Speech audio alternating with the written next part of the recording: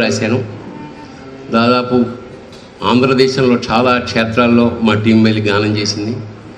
ఆ తర్వాత Dubai, Sharjah, Europe, London, Bangkok, ఇలా దేశ విదేశాల్లో కూడా ఈ శివతత్వ ప్రచారంలో భాగంగా నాకు ఆటగదరా శివ తోడ్పడింది. వీటిలో కొన్ని ట్యూన్ చేసి మా వీణాపాణి గారు జేసుదాస్ తోటి మిథునం సినిమాలో పాడించారు. మిథునం చూసిన వాళ్ళు ఎవరైనా ఉంటే లాస్ట్ క్లైమాక్స్లో బాలసుబ్రహ్మణ్యం గారు వెళ్ళిపోయాక ఈ పాట జేసుదాస్ గారు పాడతారు. తరచు టీవీల్లో ఏదన్నా ఇలాంటి ప్రమాదాలు సంభవిస్తే పూర్వం భగవద్గీత వేస్తూ ఉండేవారు, ఇప్పుడేమో ఇది వేస్తున్నారు. నిజానికి భగవద్గీత అది నేను ఒక విషయం ఎప్పుడు చెప్పదలుచుకున్నాను. భగవద్గీత అనేది చాలా వైబ్రెంట్, ప్రపంచ సాహిత్యంలో అత్యంత ప్రభావితమైనది భగవద్గీత. భగవద్గీత వల్ల ప్రేరణ పొందిన మహానుభావులు ఎందరో ఉన్నారు. అందులో ముఖ్యంగా మన వివేకానందుడు, గాంధీ. ఇవాళ భగవద్గీత ఎక్కడన్నా పెడితే ఎవరన్నా పోయారా అనే స్థితికి తీసుకొచ్చారు.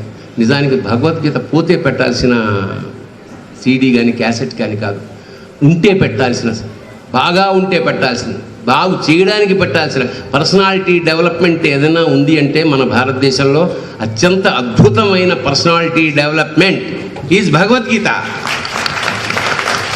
అతోవా ప్రాప్స్యసే స్వర్గం జిత్వా వా భోజ్యసే మహీం తస్మాత్ ఉత్తిష్ట కౌంతేయ యుద్ధాయ కృతనిశ్చయః. కృష్ణుడు చెప్తున్నాడు, అర్జున యుద్ధం చేయి, యుద్ధంలో గెలిస్తే ఈ అఖండ భూమండలాన్ని పాలిస్తావు, లేదు స్వర్గంలో పరిపాలిస్తావు. అంచేత యుద్ధం చేయడం అనేది కర్తవ్యం. కర్మ సిద్ధాంతం అంటే కర్మ సిద్ధాంతం కాదు, కర్మ పనిచేయి, పనిచేస్తే పైకి వస్తావు. నువ్వు చేసే ప్రతి కర్మకి ఒక ఫలితం ఉంటుంది.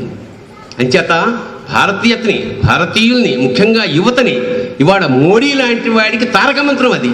ఇవాళ మోడీ అవ్వడానికి కారణం భగవద్గీత. ఇవాళ ధైర్యంగా మన మతం గురించి కానీ, మన సంస్కృతి గురించి కానీ, మన హిందూ శబ్దాన్ని ఉచ్చరించడానికి వాళ్ళ ధైర్యం కలిగిందంటే దానికి కారణం మోడీ. ఇవాళ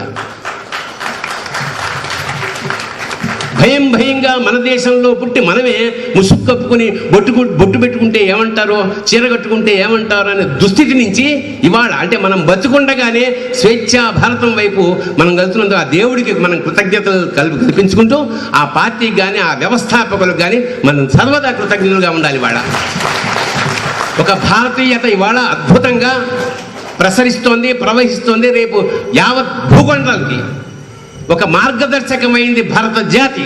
దానికి మూలమంత్రం భగవద్గీత. అది చచ్చిపోయినప్పుడు పెట్టకండి దయచేసి. దానివల్ల బతుకులు బాగుపడాలి, అది భగవద్గీత.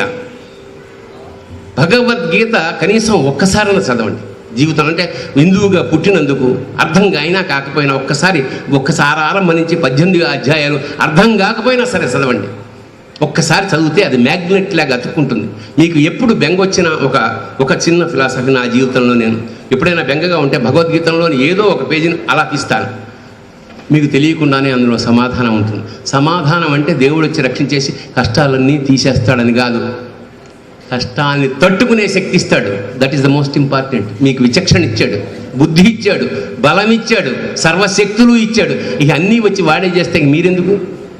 అంచేత సర్వశక్తుల్ని ఎంకరేజ్ చేసి మోటివేట్ చేసే శక్తి భగవద్గీత ఉంది. కాబట్టి భగవద్గీతగా ఎనర్జైజ్ అవ్వండి.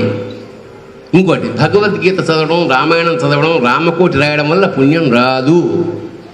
రామకోటి రాస్తే పుణ్యం రాదు, భగవద్గీత చదివితే రాదు, పాటిస్తే వస్తుంది. వివేకానందుడు అంటాడు, they are like road maps. Bhagavad Gita కానీ Bharata Ramayanam road maps. Road maps అంటే ఈ రూట్ అలా పెడుతుంది అని చూపిస్తుంది తప్ప అది మనం తీసుకెళ్ళదు. ఎప్పుడు తీసుకెళ్తుంది? మనం దాన్ని ఆచరిస్తే. అంచేత భగవద్గీత ఆచరించదగ్గది, రామాయణం ఆచరించదగ్గది. ఎందుకంటే రాముడు లాంటి రాజు కానీ, రాముడు లాంటి భర్త కానీ, రాముడు లాంటి కొడుకు కానీ, రాముడు లాంటి అన్న కానీ, ఆఖరికి రాముడు లాంటి శత్రువు కానీ లేదు అంటాడు. అలాంటి రామరాజ్యం మనకు కావాలంటే మనం ఇలాంటివి కొన్ని చేసి తీరాలంతే. ఆ త్యాగమే మన రక్ష.